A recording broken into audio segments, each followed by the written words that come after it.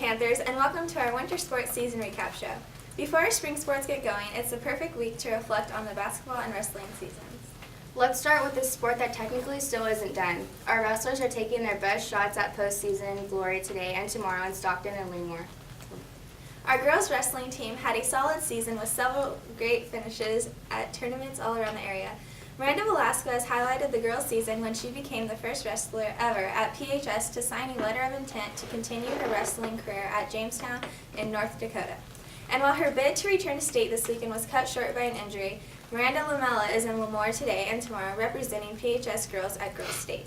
Good luck to Miranda, and while she is there, we are still rooting on a couple of our boy wrestlers as they advance to Masters this weekend. Anthony Velasquez became Pacheco's first freshman league champion 2 weeks ago, and then wrestled for the division championship last week, where he finished second.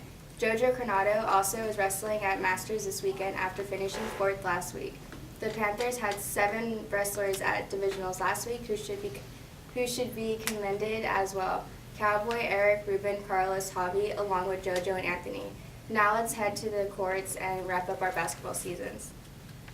One of the most exciting finishes this year came from our girls' basketball team. The girls had worked hard all year long looking for league win number 1 and entered senior night with a 0-11 record. Series jumped out to a 24-12 halftime lead, and it looked bleak for the girls to get a league win. But after Ting Nguyen gave another inspirational halftime message, the girls showed new life in the second half. Led by Samantha Rodriguez 30 points, the girls stormed back to a 42-41 win. Let's bring in Samantha, who just learned she won first team All-League for the second year in a row.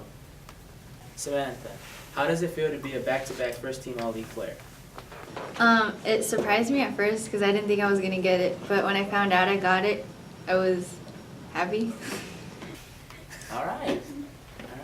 What was going through your mind in the second half of the series game where you seemed to take over the game?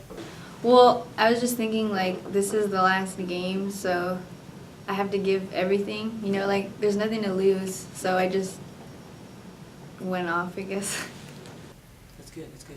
How special was it to have your cousin Tim give your team that message at halftime and to have him there at the game?